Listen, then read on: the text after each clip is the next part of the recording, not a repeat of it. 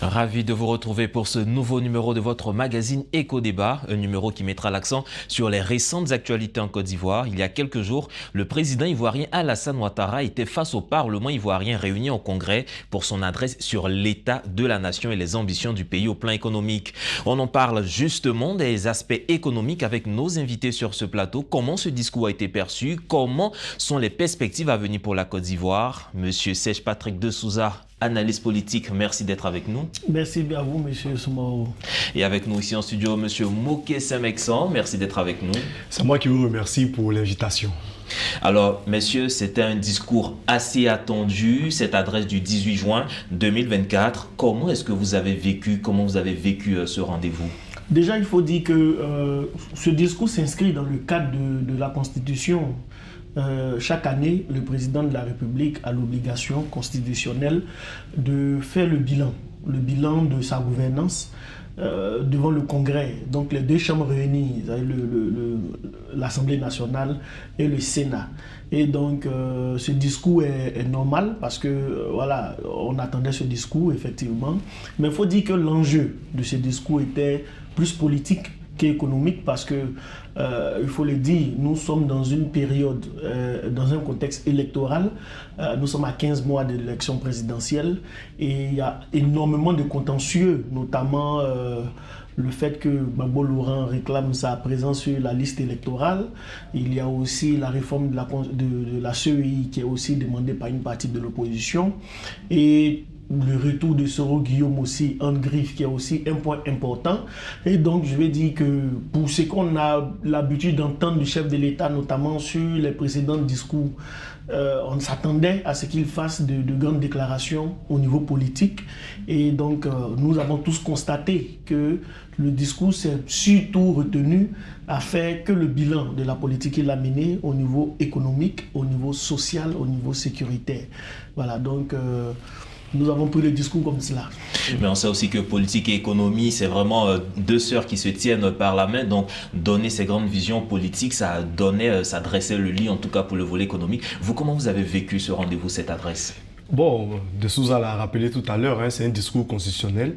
Et le discours s'est tenu quand même devant près de 348 députés et plus de 99 sénateurs. Alors moi, je voulais faire une analyse sur la forme, mais aussi sur le fond. Quand on prend le discours, on se rend compte quand même que le président de la République est en forme.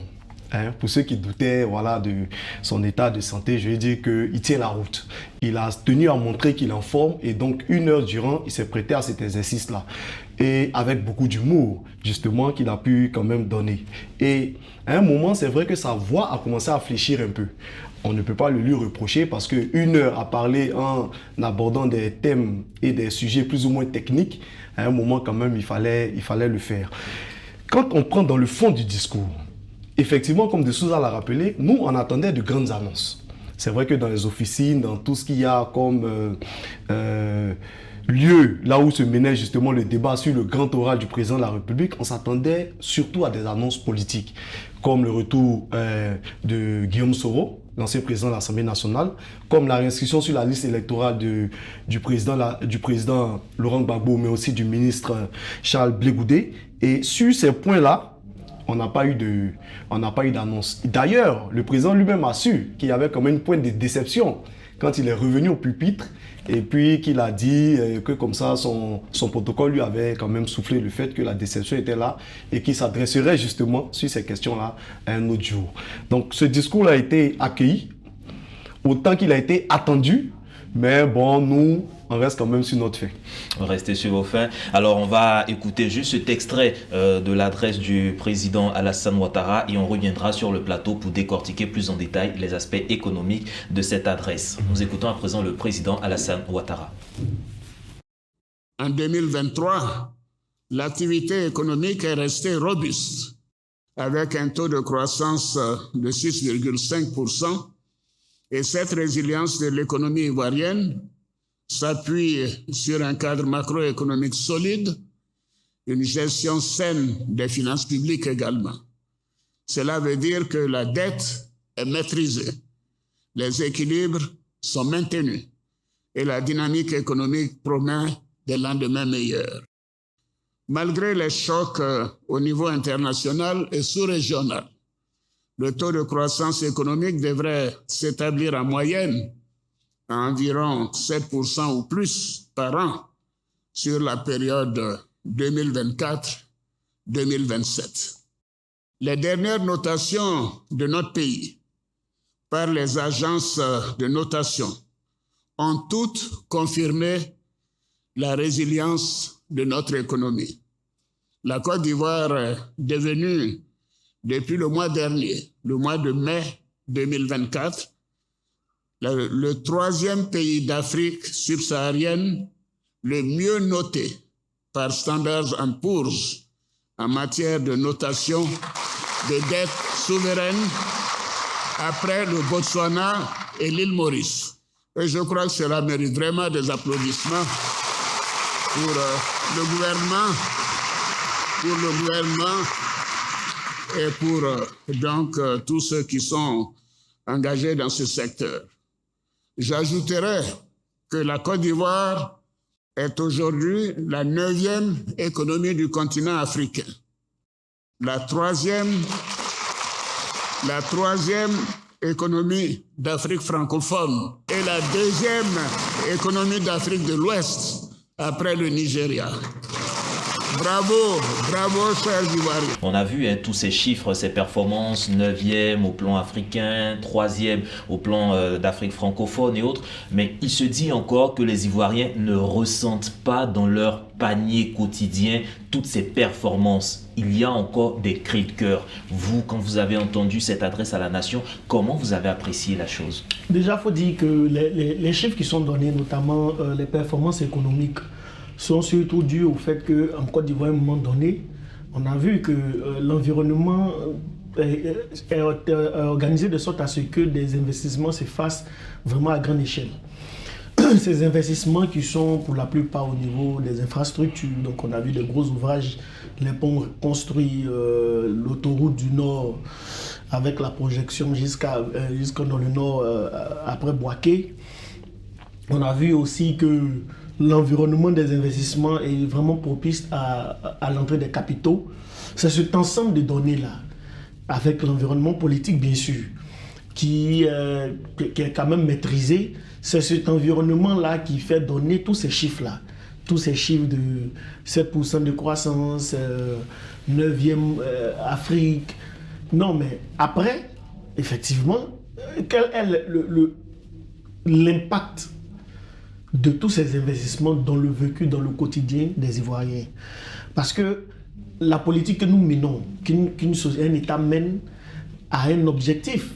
C'est celui de garantir un mieux-être des populations. Nous nous rendons compte qu'au final, il y a deux sociétés, il y a deux groupes de personnes qui vivent en Côte d'Ivoire, mais qui ne vivent pas les mêmes réalités. Il y a une minorité qui se sent vraiment à l'aise, une minorité qui détient entre leurs mains l'avenir de toutes ces croissances-là. Et puis, il y a la majorité des Ivoiriens qui sont sous le poids de la cherté de la vie, qui sont sous le poids des chocs économiques que nous voyons. Je peux même rappeler que le riz, par exemple, on a vécu un moment donné où le riz a carrément augmenté, tout simplement parce que le partenaire qui importe le plus le riz laine a décidé de réduire ou même de stopper l'importation du riz en Côte d'Ivoire, ce qui a provoqué un impact sur le coût du riz au point où on est passé avec une inflation pour le riz jusqu'à 50%, voire 60% pour certains. Voilà, et ce n'est pas que le riz. On a vu le problème qu'il y a eu entre le Mali, la Côte d'Ivoire ou le Burkina, la Côte d'Ivoire. Le prix de la viande a carrément augmenté. On a vu que à un moment donné, la Côte d'Ivoire était obligée de suspendre l'exportation des produits laitiers, l'exportation de l'huile, tout simplement parce qu'à un moment donné, c'était vraiment compliqué. Et tout ça concourt à la difficulté de la vie des populations. Et c'est en fait ça la réalité. Après, quand le président parle, il surfe sur ces questions-là sans aller même en profondeur, mais l'Ivoirien ne comprend pas ce discours de chiffres. L'Ivoirien comprend le discours des mesures qui leur permettent de vivre au moins décemment. Et c'est ce qui est important. Voilà, c'est ce qui est important. C'est ce qui était au moins attendu, au détriment des annonces politiques qui devaient être normalement liées lui-même à sa candidature, parce qu'il y a eu un appel qui est lancé par ses militants pour qu'il soit encore candidat. Au-delà de toutes ces annonces politiques qu'il n'a pas faites, on attendait au moins que certains pans de solutions ou de mesures en termes de perspectives soient proposés au-delà des chiffres qui sont annoncés, mais à grands pompes. Et justement, quand on parle de développement économique, on parle de stabilité. Le président lui-même, il est revenu que lorsque les Ivoiriens sont rassemblés, ils arrivent à réaliser de grandes performances. Donc, est-ce que vous pensiez que cette tribune était l'occasion, on parle de politique, hein, cette tribune était l'occasion de donner ces annonces qui allaient un temps soit peu apaiser les prochaines échéances électorales? Oui, vous voyez, vous avez parlé de certaines personnalités. Est-ce que là, c'était le moment vraiment d'engager cette dynamique? Aux États-Unis, je vous donne un exemple. Aux États-Unis, l'annonce du chef de l'État, du président de la République, influence énormément sur le coût des bourses. C'est de même en Côte d'Ivoire. C'est dans tous les pays. Certaines annonces rassurent les bailleurs à investir ou pas, parce que ça dit dans quelle situation politique, dans quel environnement politique le pays va progresser. Si le président de la République annonce sa candidature, la dynamique d'investissement ne sera pas forcément pareille quand il va dire qu'il n'est pas candidat. Et donc, il prend des mesures politiques qui peuvent permettre à créer un environnement politique stable, il aura nécessairement un impact positif dans la dynamique économique, notamment sur les investissements, sur les différentes possibilités d'engranger de nouvelles dettes, de nouveaux crédits, de nouveaux partenariats. C'est très important parce que, voyez-vous, lorsqu'on arrive en Côte d'Ivoire depuis 1999-2000, lorsqu'on arrive dans la période des élections présidentielles, il y a toujours cette période trouble, de tension, qui fait que l'activité économique ralentit. Tout simplement parce qu'au bout, il y a des crises. On a vu en 2000. Comment est-ce que c'est terminé? Par un soulèvement populaire qui a amené le président Laurent Gbagbo dans le fauteuil présidentiel. En 2010, on a vu comment c'est soldé par une crise qui a fait plus de 3000 morts. En 2015, heureusement qu'il n'y avait pas d'opposant en tant que tel, et le PDCI, qui était encore allié au RHDP, a soutenu la candidature. Il était pratiquement le seul candidat. Avec l'appel de Daoukro. En 2020, quand le PDCI rejoint l'opposition, on a vu ce qui s'est passé avec la désobéissance civile. 2025, là, ce sont les acteurs de 2010 qui se retrouvent. C'est vrai que Bédier n'est pas là, mais il y a Laurent Gbagbo qui est là, il y a Charles Blé Goudé qui est là, il y a Soro Guillaume aussi qui est là, il y a lui-même le président de la République. Donc ce sont les mêmes acteurs de 2011 qui se retrouvent encore dans le jeu politique pour leur âge, on va dire, pour une dernière fois. Donc, si Gbagbo n'est pas retenu comme candidat, comment est-ce que son camp, son parti va réagir par rapport à la situation? S'il est retenu comme candidat, comment est-ce que l'élection va se dérouler, notamment quand il s'agira de donner les résultats? Voici autant de questions qui doivent être traitées avec beaucoup de prudence, parce qu'effectivement, il y aura forcément un impact sur la dynamique économique. Il y aura forcément un impact. Je vous sentais, vous vouliez réagir. Au-delà, je vais vous laisser réagir. Mais en plus de cela, lorsque c'est une adresse comme ça sur l'état de la nation, c'est vrai qu'on doit dresser le bilan, mais c'est quand même l'occasion de donner sa vision pour l'année à venir, pour les années à venir. Vous, qu'est-ce que vous retenez de cette adresse en termes de vision? Dans quelle dynamique le président voulait orienter les Ivoiriens et même les partenaires de la Côte d'Ivoire? D'accord. Donc, avant même de répondre à cette question, je tenais à dire que le président de la République a été sollicité par son parti, le RHDP, pour être à nouveau candidat. Moi, sur cette question, j'estime qu'il peut réserver la primeur de l'information à son parti. Pour moi, il n'appartenait pas au président de la République d'utiliser une tribune nationale pour faire une telle annonce. En même temps, je suis un peu déçu de ce qu'il est survolé, comme je l'ai dit tantôt, le problème des Ivoiriens.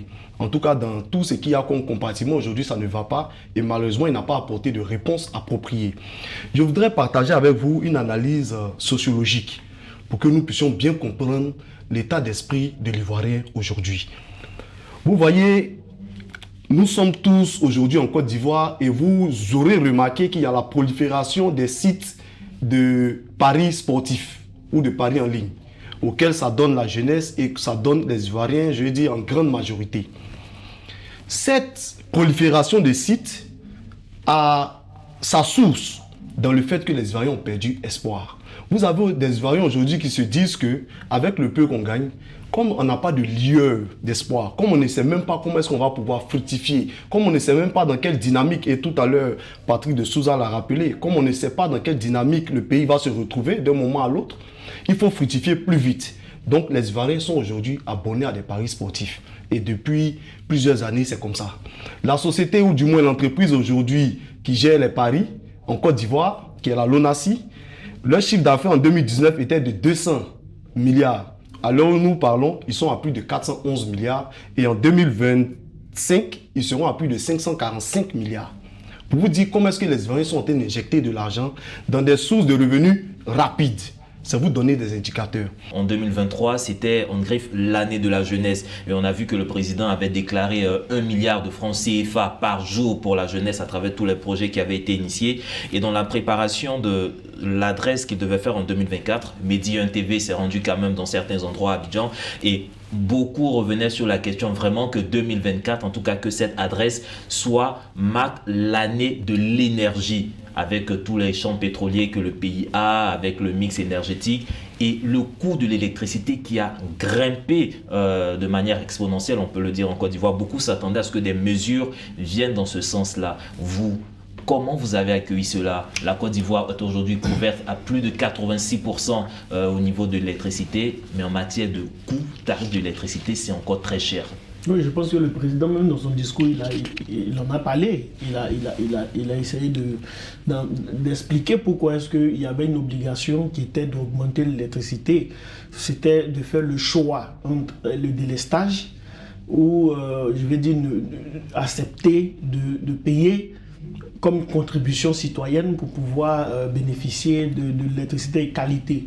À ce niveau, il faut mieux comprendre parce que vous voyez, la population ivoirienne est vraiment dynamique, la démographie est dynamique et nous sommes à près de 29 millions d'habitants, c'est 29 millions de consommateurs en termes d'électricité et c'est un secteur qui n'a pas véritablement progressé, qui est privatisé mais qui n'a pas progressé et on a tout un ensemble d'installations qui a vieilli.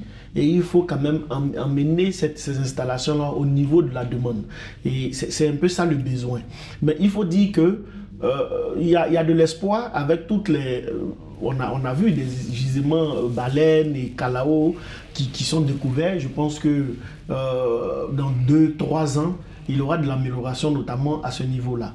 Effectivement, il faut féliciter le gouvernement, surtout sur la couverture en électricité, parce qu'aujourd'hui, on a pratiquement 86% de couverture. C'est vraiment très intéressant et ça, c'est un élément à féliciter. Autre chose, c'est qu'en 2023, le président avait annoncé un ensemble de mesures, notamment dans le secteur agricole, sur l'accompagnement des producteurs. Et à partir de février, le ministère d'État, le ministère de l'Agriculture a lancé un programme, on appelle ça de POSI, de PAU, ils appellent ça le programme de production alimentaire d'urgence. C'est un programme qui consiste à accompagner les producteurs en leur donnant de l'engrais, de la semence gratuitement, de sorte à ce qu'ils puissent vraiment, on puisse avoir en fin 2024 un taux de production de riz et de maïs, du manioc et puis aussi du maraîcher qui va permettre de couvrir au moins, satisfaire au moins le minimum de besoins au niveau national. Je pense que ça, ce sont des actions concrètes qui sont menées, qui n'ont pas été annoncées par le chef de l'État dans son discours, mais ce sont des choses qui sont menées et qu'il faut vraiment féliciter. En ce qui concerne l'année de la jeunesse, l'année de la jeunesse, c'est dommage parce que toute la jeunesse et les observateurs restent encore sur leur faim. C'est vrai que le président de la République a essayé de rappeler encore certains aspects, mais je pense qu'il a donné comme cela. Le ministre de la Jeunesse a essayé de faire un bilan, mais c'est surtout des chiffres. Hein. C'est surtout des chiffres, notamment sur le fait que une grosse partie des fonds alloués à la jeunesse a été investis dans la formation. Mais bon, après, le problème de la jeunesse n'est pas la formation. Moi, je l'ai toujours dit. Le problème de la jeunesse ivoirienne, c'est comment avoir un emploi stable et durable. Et avoir un emploi stable et durable, c'est comment adapter le circuit classique de formation qui est là actuellement, l'adapter au marché de l'emploi. Il ne s'agit pas de venir demander à un jeune de faire 9 ans, 15 ans sur le banc à l'école. Il va ressortir, vous allez dire de venir faire encore formation de 6 mois. Et après la formation de 6 mois, lui donner un stage de 6 mois et l'abandonner comme cela, dit qu'on a trouvé des emplois. Non, c'est pas de ça qu'il s'agit. Il s'agit de financer des secteurs stratégiques comme dans le domaine agricole et permettre à ceux qui s'installent, ils s'insèrent mais durablement. Et c'est ça l'enjeu. La population ivoirienne est jeune et la jeunesse représente 75% de cette population-là. Donc c'est 75% autour de 22 millions d'habitants. La jeunesse ivoirienne fait 22 millions. Mais les 22 millions-là, si c'est seulement 500 000 personnes, 500 000 jeunes qu'on arrive à traiter, à insérer, mais c'est comme si on a échoué. Parce que ça ne vaut même pas les 10%. Donc c'est vraiment un réel défi qu'il faut pouvoir prendre en main. Et je pense que le président doit, surtout lui-même, s'imprégner de cette situation et faire de sorte à ce qu'effectivement la jeunesse arrive à se sentir quand même écoutée, prise en charge. Parce arrive à se prendre en charge. Vous voyez, je termine rapidement, les déguerpissements qui se font aujourd'hui à Abidjan. Et les jeunes ambulants qui vendent dans les rues et qu'on chasse aujourd'hui. Mais c'est tous ces jeunes-là, ces jeunes Ivoiriens qui essaient de s'en sortir. Ces jeunes Ivoiriens-là, si on les chasse, bon... La question de la jeunesse était une question prioritaire. Vous attendiez beaucoup d'annonces dans ce secteur-là. Je vais me retourner vers vous, M. Moké. Ça sera pratiquement aussi la dernière question de cette émission. On a parlé de la jeunesse, de l'emploi. La question de l'agriculture. On a vu vraiment avec le cacao, la flambée des cours récemment, tout ce qui a été dit. Est-ce que vous vous attendiez à quelque chose au niveau de cette adresse quand on sait que le cacao et le café sont les premières matières de la Côte d'Ivoire? Ah oui, il faut donner plus de moyens aux producteurs. Voilà, je pense que pour ça, nous sommes unanimes. Si les coûts du cacao au niveau mondial montent, il faut que les producteurs puissent profiter de cette montée exponentielle-là. Malheureusement, ici, on négocie, et on négocie à des prix encore très bas. Et je pense que certains hommes politiques ont commencé à tourner et les populations parlent, surtout les producteurs. Malheureusement, c'est dans les zones où nous produisons le plus de richesses en termes de café et de cacao, ce sont ces zones-là qui malheureusement sont laissées pour compte. Aujourd'hui, il faut que, selon moi, la politique de l'État de Côte d'Ivoire aille véritablement, et c'est ça mon cri de cœur, véritablement vers le bonheur des populations, bien plus que améliorer nos différentes statistiques. Aller vers le bonheur des populations. Messieurs, nous parlions en tout cas de cette adresse sur l'état de la nation de la Côte d'Ivoire, surtout sur ses aspects économiques. Merci pour vos contributions et le débat se poursuit chez vous, mesdames et messieurs. Vous pourrez retrouver cette émission sur notre site internet www.mediantv.com. Agréable suite de programme sur nos antennes.